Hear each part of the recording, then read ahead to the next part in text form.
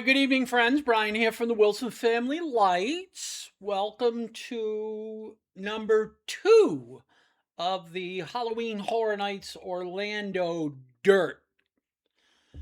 We spoke last week about a couple of the houses that have been announced, Oddfellows and Jack. Sinners, and a little bit about the scare zones, as well as purchasing tickets and that type of thing. Nothing's really been announced since last week.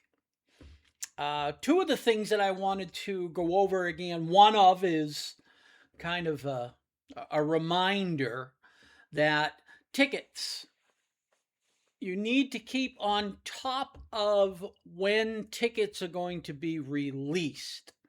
Last year, the Frequent Fear Pass, I believe that's the one it's called. It's the one that goes for the whole season. So it does basically the 2 months that it's open for. With the Fast Pass, sold out in like 10 minutes.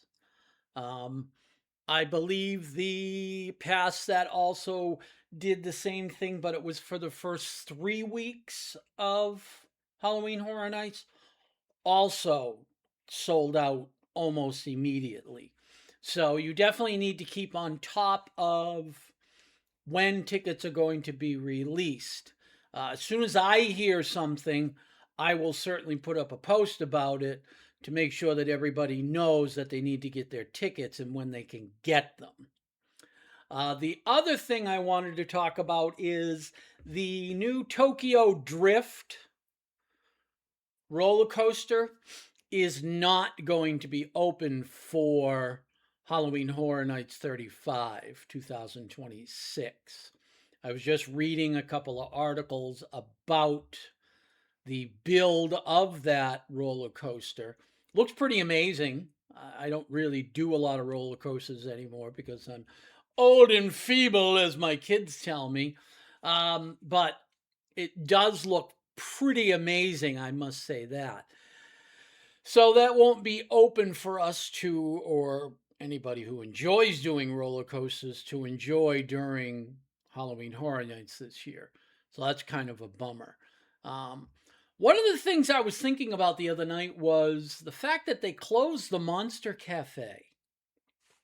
That was a big thing for me. I really enjoyed going in, sitting down, having a cold drink, watching some of the B classic movie trailers that would play on the various TVs.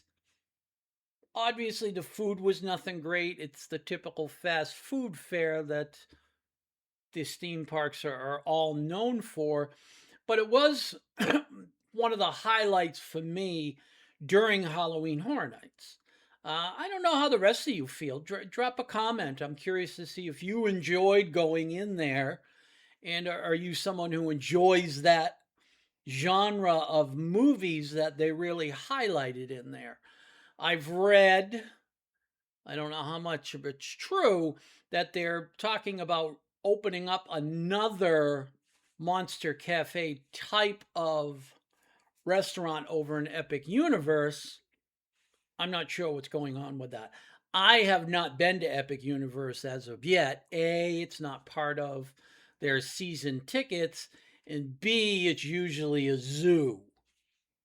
I live an hour north of Orlando, so I'll have more than ample opportunity to check it out when it's less crazy. So my wife and I have not gone over to Epic Universe as of yet. Drop a comment and let me know if that's something I should go do.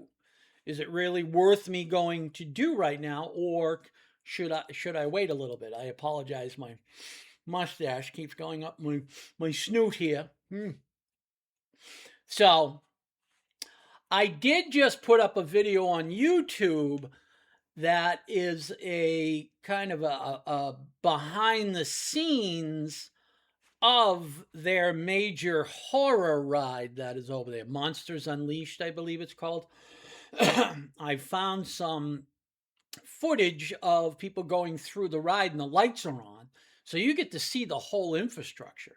You get to see how you're sitting above the rail in your cars and it moves you around as you're going through the ride. It's pretty incredible, actually.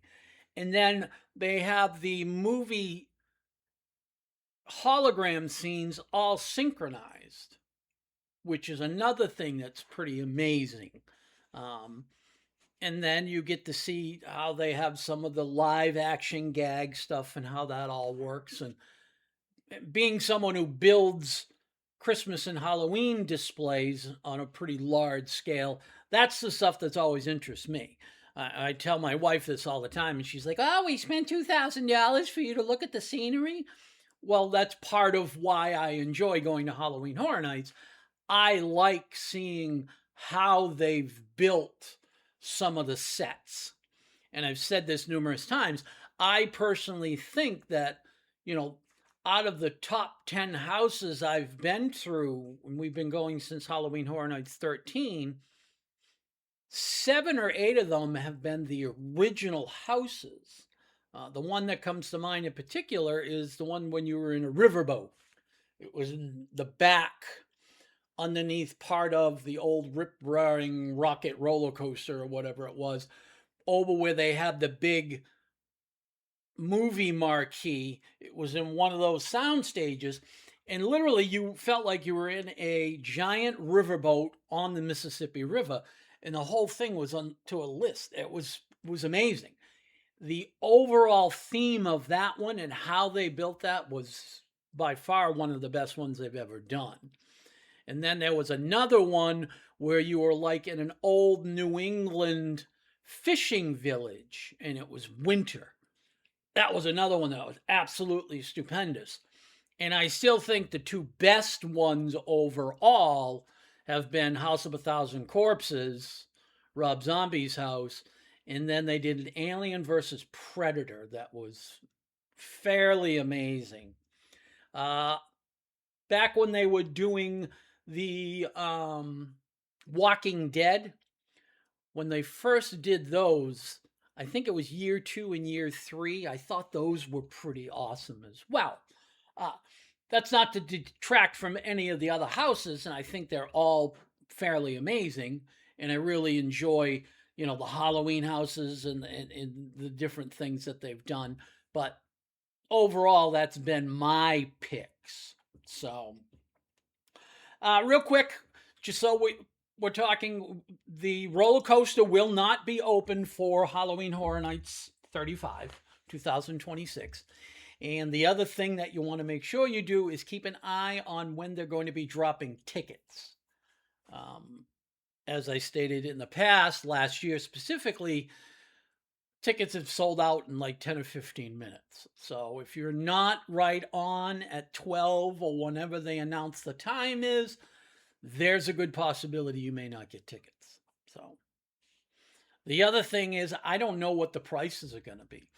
It seems like they've gone up 5 or 6% per year. And if that's the case,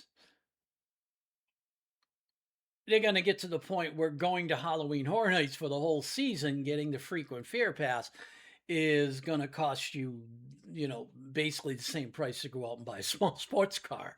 But, you know, that's what we do. We all love it. Halloween Horror Nights is part of the reason why I moved to where I did. And it doesn't snow. If you've ever experienced snow, you understand. And we get to do all the theme park stuff. So, you know, to whine about the cost is maybe I shouldn't, but then again, you know, you're spending $2,000 plus to go for the whole season. That's a decent chunk of change. So, all right, I digress. I apologize. So that's the Halloween Horror Nights Dirt number 2. Brian here from the Wilson Family Lights. We hope you had a fabulous weekend and look for us next week to be dropping another episode. Thank you very much and have a great day.